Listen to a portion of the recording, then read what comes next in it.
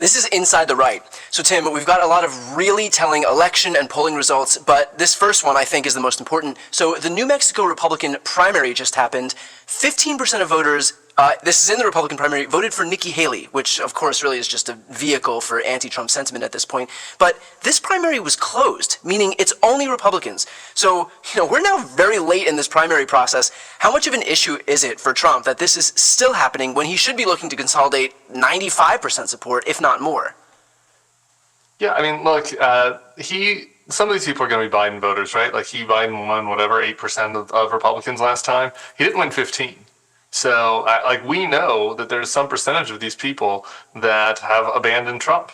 He's going to have to offset that elsewhere. He already had a very low ceiling. And so, we've went through this in state by state, but I think the later it goes into the process, the more hard evidence we have that there is a category of people that Trump has lost or is very susceptible to losing. Will all of them vote for Biden? No. Will many of them? Yeah. And I think it's a good opportunity for Biden to kind of improve on his share and offset some soft areas he has in other parts of his coalition. Well, do you have any trouble reconciling why Trump is, losing 15% of his base? Some states it's more, some states it's 25%, some states it's a little bit lower, but generally we can say about 15% of his base as the result of these, what we've seen in these primary contests, and yet basically he's tied with Biden in national polls right now.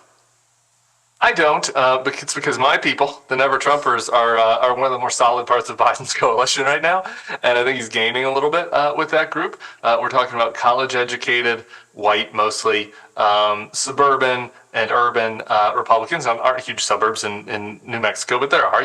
People live in Santa Fe, people live in the mountain towns, people live in Albuquerque. That's enough. And that's a pretty strong part of Biden's coalition. We've seen this trajectory increase every year from 16 to 18 to 20 to 22 to 24. More and more people in that demographic have moved into the Democratic Party. So I think that makes sense. So the question is then, where is the softness in the Biden coalition, right? Why is he tied if he's doing good with this group? Yeah. And the answer is pretty clear in all these polls. It's less engaged traditional Democratic voters, right? It's young voters, it's Black and Latino voters, mostly men, and some white voters, but particularly those who are not paying that close of attention to the race. And we'll get into this a little bit more in how the polls have moved lately. But that group is where Joe Biden is losing ground. He's also lost ground a little bit with pure independents, these double haters, the people that don't like either party, don't like either candidate. Biden did pretty well with them in 2020. He's doing less well this time, at least so far. So that's basically how I assess the group here. I think conceivably there's even more to gain from Biden in the former Republican category. I think he could even improve on his number among those folks from last time, and that might be needed if he doesn't corral these more traditional Democratic groups that are unhappy with either Gaza or inflation or his age, or maybe they just haven't really paid attention yet and come to terms with the fact that they have to vote for Joe Biden again. Yeah, right. And I think if we see, for example, when the debate happens at the end of June, I think it's going to be a little bit more clear for a lot of those voters that if for these double haters, for example, when they see that the choices are just going to be Biden and Trump, and you might not have thought that it was going to be that, you might have kept a low profile until this point in the election. But once you recognize that it's somebody who you're not happy with in Biden, or the guy who just got convicted of 34 felony counts and whose last act in office was to incite an insurrection against the U.S. government, I think it becomes a little bit more clear. I do want to talk about the polling for just a moment here, because we have some big news on a poll that was just released. The New York Times Siena poll just showed that post-guilty verdict, Biden saw a 2-point bounce in his favor. But the important part is that it was the same sample. They contacted the exact same respondents, so there's no variability in this specific poll. There is a 2-point move in Biden's favor among actual human beings who were asked this question. So what was your takeaway from this poll? Yeah, I think it's important. Look, there's always a margin of error in these polls, and so this kind of gets rid of that, right? Because it's okay, we're maybe this, the final number, which was Trump plus 1, it went from Trump plus 3 to Trump plus 1, that final number still has a margin of error because the original group had a margin of error. But the movement, the 2-point movement in Biden's direction, there's no error. Because as you said, these are real people that said that either they were for Trump and now they're undecided, or they were undecided and they're for Biden, or they were for Trump and now they're for Biden, right? One of those three things happened among 2% of the 2,000 respondents. So it's a pretty significant sample size, too, in this poll. I think that's good. One of the things, just tying back to the last answer, is if you looked at who those people were, it was the exact people I was talking about that Biden is struggling with right now. It was younger voters, it was black and Latino men, it was double haters, right? It's these three categories. He didn't improve with like the Republican types, right? The college-educated Republican Haley voter types. He did the same. So that shows, and there's still more ground to gain, I think, for Biden in those groups, right? So I think that shows that right now, at least, this could change, but right now, those are the key battlegrounds. It's these kind of independent voters that don't like both candidates, and it's the traditionally Democratic voters that are like reluctant to get on board with Biden. And something about Trump being convicted said to some of those people, all right, no, this is enough. I'm just, I'm coming home to Team Joe. So I think it's meaningful in that sense. I do want to talk about another poll because you mentioned double haters. So ABC News Ipsos did some polling of those exact people, of double haters. And these are voters who dislike both candidates, hate both candidates. Of those, 67% said that Trump should end his campaign as the result of this criminal conviction. Correct me if I'm wrong, but the double haters are the folks who are truly up for grabs here. And like if they're breaking that badly in Joe Biden's favor, isn't that a massive red flag for Trump's campaign? Absolutely. I think that's probably the most critical number that we've seen so far. An interesting thing, just kind of get yourself in the mind of the double hater. Sometimes it's like, who are these people? Like, how can you not have a preference between Trump and Biden at this point? But the same people, over half of them thought that the prosecution was politicized, which I think is ridiculous. But just to understand what they're thinking. So, but then 2/3 of them said that they think he should drop out anyway, right? So these are people that like think that that the trial wasn't particularly fair to Trump, and yet, even thinking that, they still also think that he should drop out because they either don't think a felon should be able to run or because they hate him so much for other reasons, right? So that's a pretty bad place to be for if you're Trump with those people, right? Like if Trump's big message is, right now, the deep state's out to get me, and this is lawfare and unfair politicized government, and I'll go in and clean the swamp. Like these people agree with that message really, and still don't like him anyway, and still think he should quit.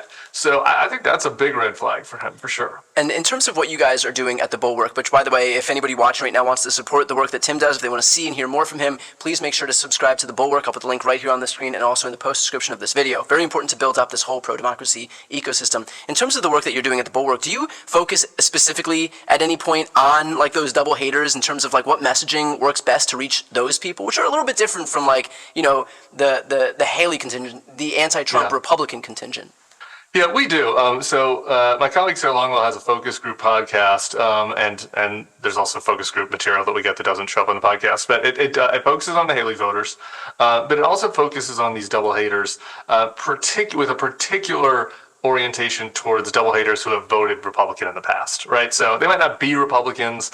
They're usually very different than the Haley people, right? If we're just stereotyping, the Haley people are like I live in the Atlanta suburbs. I went to UGA. I work at the bank. I read the Wall Street Journal type voter, right? And the double haters are oftentimes more working class type voters. Maybe they're culturally conservative and they're church going. You kind of forget this because the evangelicals have gone so hard for Trump. But there's a category of like very religious person that still is super reluctant to get on board with Trump, right? So we focus a lot on that category of double hater. There's like another double hater on the opposite side we don't really focus on very much, like the lefty that doesn't like Biden or Trump. Yeah. So like the double haters, it's kind of those two opposite groups. You get merge them together in one thing when you're talking about them. So we talk about that. We look at and listen to, the people in both of those groups. And definitely, I think that the messaging is a little bit different, but there are elements. Certainly the one thing that is the same when talking to both of them is you're working from a group that already doesn't like Trump, and you want to raise the salience on the very things that they hate the most about Trump. And so that is the negative message. The anti-Trump message is pretty consistent across, and then the pro-Biden message is a little different depending on who you're talking to. And in terms of those people, in terms of the message, if you had one shot to reach these people, is it more potent to put forward an anti-Trump message or a pro-Biden message? Anti-Trump. I think that in the end, the people that are left for Biden to get just aren't really going to come around on him. Like they're not going to get very excited about him. I do think the Biden campaign, there needs to be some minimum positive messaging about, what the plans are, what he's trying to do with right. But even on a good day, these people aren't signing up for Biden's plans anyway. At this point, you just have to pull them away because they're just that disgusted by Trump. Yeah, exactly. And I just mean more that like Biden has to just they have to feel at least like Biden cares about them, right? Like, so that is the positive part of the Biden message. It's not the details of the plans. It's just like that he's concerned about their interests, is trying to address the things they're worried about, inflation, et cetera. So if you have that baseline, then it's going into raising the salience on the Trump stuff. Because I know, like, people that watch this show or listen to the Bulwark for that matter, like January 6th and democracy, insurrection, like that's on their minds, right? Like that's on your mind if you're watching this. Like you were upset about it, it bothered you. These people we're talking about, they didn't like January 6th. They don't like Trump when he's in their face. They don't like the tweets. They don't like, the way he disparages people and lies and the conspiracy theories. But like they also don't care about it that much. They don't think about it that much, right? So you need to really get in their face on, no, this is what the next Trump term will look like. Maybe for them, abortion is the one thing. Maybe it's the mass deportation. Maybe it's the risk to democracy. Maybe for the Haley voters, it's the threat of us backing out from our allies in Europe and NATO and letting Russia run rampant.